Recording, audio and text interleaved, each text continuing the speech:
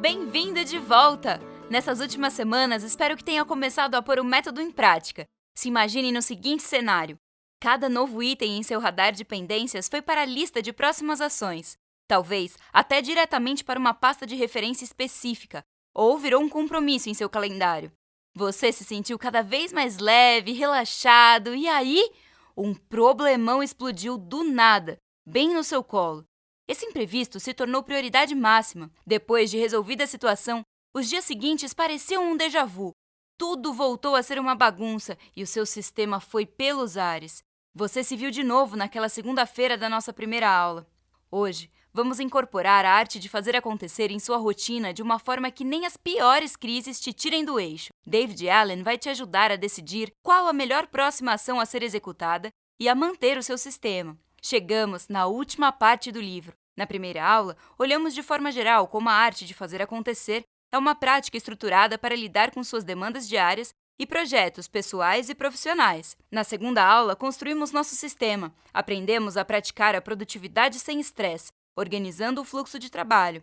Nessa aula, conversaremos sobre a rotina semanal, organização de projetos e entenderemos o poder dos princípios-chave utilizados por David. Muitas vezes passamos dias, semanas e até meses sem conseguir olhar para o lado. Uma carga crescente de informações se acumula ao nosso redor. E-mails não lidos, contas a pagar, amigos e família precisando de uma ajuda, um novo projeto no trabalho. Nesse redemoinho, nem sempre é possível deixar o nosso sistema em ordem. Para mantê-lo sempre em sua melhor forma, faremos uma revisão semanal. Vamos iniciá-la da mesma forma que começamos a primeira implementação explicada na última aula, através da captura. Olhe para tudo o que aconteceu na última semana e recolha cada ponta solta em sua caixa de entrada. Comece com os itens analógicos e digitais, como contas, mensagens e outros documentos. Depois, siga vasculhando sua mente e lembre de usar os gatilhos. Agora você já sabe, esvazie sua caixa item por item. O próximo passo é revisar as listas e calendário do sistema. O primeiro local que você precisa atualizar são suas listas de próximas ações. Retire os itens que já executou e adicione os lembretes que acabou de capturar. Em seguida, vamos dar uma repassada em nosso calendário. Olhe primeiro para os eventos que já aconteceram, o seu passado recente. Observar as reuniões e compromissos passados ajuda a lembrar de qualquer ação ou pendência que possa ter passado despercebida. Depois, olhe para a próxima semana e até mais além. Esse é o momento para pensar sobre possíveis preparativos e ações que você precisa executar antes desses eventos. Por fim, dê uma olhada na sua lista de aguardando respostas. O que foi entregue? Risque. O que ainda não teve uma devolutiva? Olhe as datas de solicitação para saber se um acompanhamento mais próximo é necessário. Com essa primeira camada em ordem, podemos olhar para um horizonte um pouco mais amplo. Revise sua lista de projetos. Isso significa olhar projeto por projeto e garantir que existem próximas ações para cada um. Isso garante que todos estejam em andamento. Da mesma forma, sua lista de algum dia, talvez, alimenta a lista de projetos. Essas duas últimas etapas abrirão caminho para um nível muito superior de gerenciamento, a capacidade de ser criativo. E para dominar esse último degrau, primeiro precisamos entender como executar o dia a dia. São 10h32 de uma terça-feira. Você acaba de sair de uma reunião com várias anotações sobre próximas ações. Logo vê uma mensagem de seu líder sobre um assunto urgente. Faltam 13 minutos para o próximo compromisso. Você está em sua mesa e 2 relatórios financeiros esperam sua aprovação.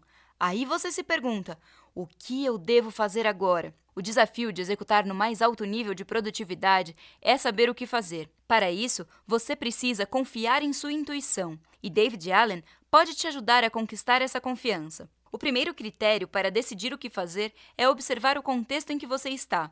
Nas nossas listas de próximas ações, temos diferentes locais e ferramentas que guiarão esse contexto. Se você está na sala de espera de um cliente e tem acesso ao seu telefone, pode ser uma boa hora para uns telefonemas rápidos. Outro ponto importante é quanto tempo você tem disponível.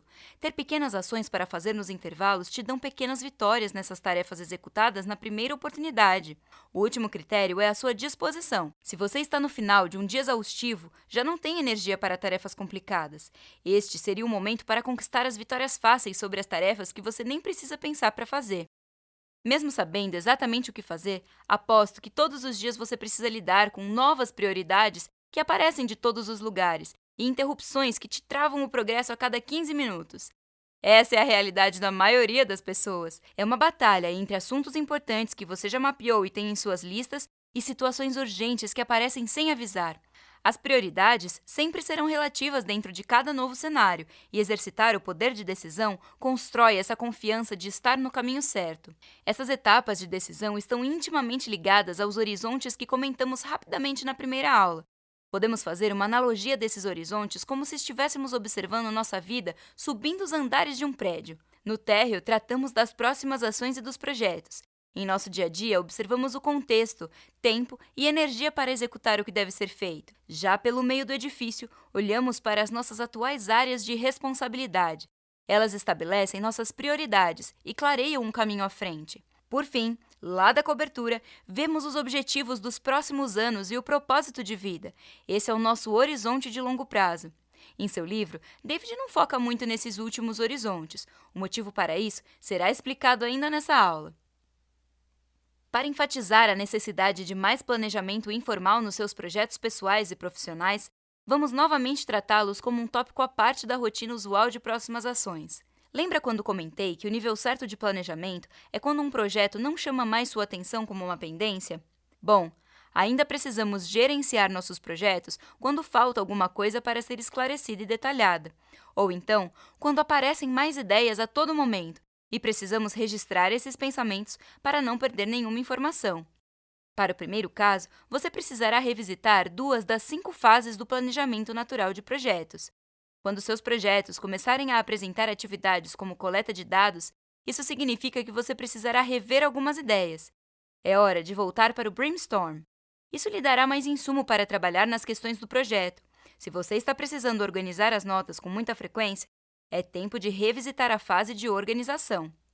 No segundo caso, o principal ponto a ser trabalhado são as ferramentas que te ajudam a dar conta das atividades de planejamento e execução de um projeto. Essas ferramentas irão variar de acordo com a complexidade do seu projeto e suas preferências pessoais. Se você curte o mundo analógico, seguem alguns instrumentos importantes. Tenha uma boa caneta sempre consigo. O par da caneta, o papel, também deve estar sempre ao seu alcance. Prefira folhas de fichário ao invés de caderno. Elas são mais fáceis de ordenar. Quadros brancos e flipcharts são excelentes para pensar. Eles também são úteis para deixar ideias nas paredes durante um longo tempo e depois ir refinando aos poucos. Por fim, fichários te ajudarão a organizar todas as notas de materiais de referência e projetos em andamento. Para quem é mais digital, as ferramentas equivalentes são recomendadas pelos mesmos motivos.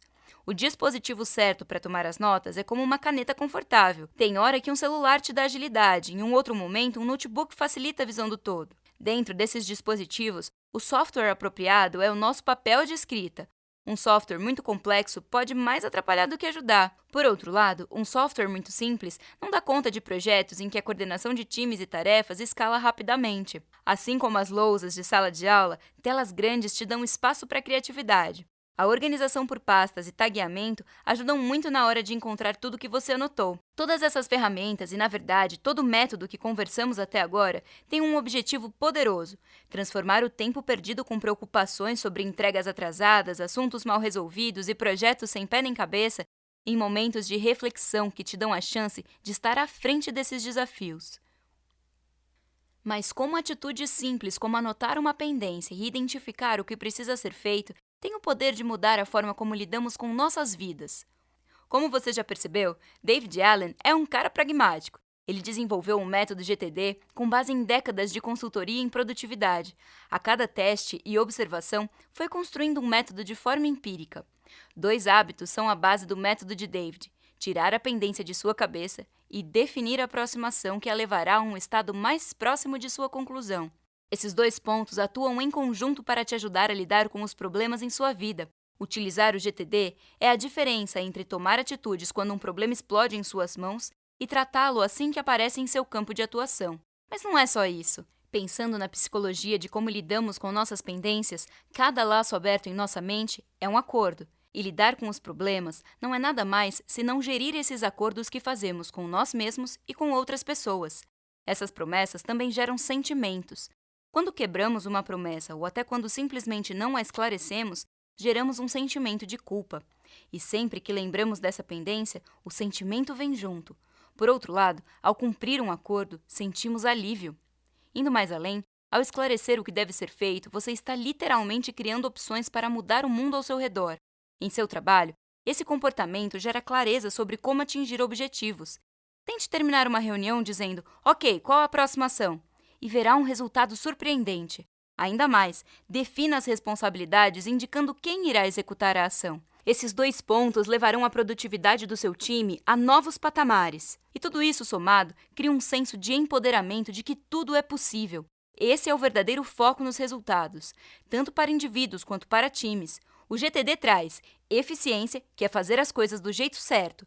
Nada fica no limbo das memórias e promessas não cumpridas. E eficácia, que é atingir os resultados certos, pois tudo tem um plano de ação e resultados claros. Pensando nos horizontes que comentamos, o método GTD é desenhado para você dominar suas tarefas diárias e projetos. Segundo David, ao dominar essa esfera mais imediata da vida, você irá gradualmente liberar a sua mente dessas preocupações, dando espaço para avaliações mais profundas e criativas sobre os seus objetivos de longo prazo e propósito de vida. Avanços mais recentes sobre como entendemos os processos cognitivos explicam por que o GTD é tão bom. Nos aprofundando ainda mais no funcionamento de nossa mente, chegamos ao ponto central do método de David. Como vimos lá na primeira aula, nosso cérebro tem 2 jeitos de absorver informações: as memórias de curto e de longo prazo. E o mecanismo que usamos para acessar essas memórias funciona por meio de associações. Ou seja, nossa mente é ótima em reconhecer padrões, pistas e lembretes. Eles funcionam como gatilhos. Por outro lado, nossa cabeça é péssima em lembrar das coisas sem o contexto adequado. O GTD preenche exatamente essa lacuna, mantendo toda a informação em um sistema externo que se torna uma extensão de sua mente. 2 características são otimizadas com esse modelo. Primeira, como agora você processa suas pendências, parte em sua cabeça, parte usando o sistema, você opera com uma cognição distribuída, aumentando sua capacidade de absorver, esclarecer e organizar conhecimento. Segunda, com sua memória liberada de todos os lembretes, há uma redução da carga cognitiva que essas pendências geram. Assim, seu cérebro fica livre para trabalhar criativamente. Quando liberamos nossa mente das preocupações do presente, é possível trabalhar no famoso estado de fluxo. Esse é um nível superior de foco, onde é possível verdadeiramente se concentrar em apenas um assunto. Ao olhar para o futuro, o método GTD te dá energia para encarar cada tarefa. Essa disposição vem dos gatilhos que você mesmo armou para te impulsionar em cada contexto. Esses lembretes, por sua vez, vieram dos planos traçados ao esclarecer as próximas ações. A proatividade é a chave para a alta produtividade. Agora sim temos uma técnica completa para nos ajudar a atingir os mais altos níveis de produtividade. Vamos repassar o que vimos. Começamos nossas aulas entendendo o que inspirou David a criar o seu método. Vimos como controlar o fluxo de trabalho e planejar projetos de uma maneira natural, tirando o melhor das nossas capacidades cognitivas. Em seguida, passamos pelas fases do método, detalhando e personalizando cada uma para as nossas necessidades pessoais. Por fim, nesta aula, adicionamos rotinas para manter tudo sempre funcional, além de aprofundarmos os conceitos por trás do GTD. Finalizamos mais um livro incrível da Biblioteca Stony Co. Até o próximo! Bons estudos!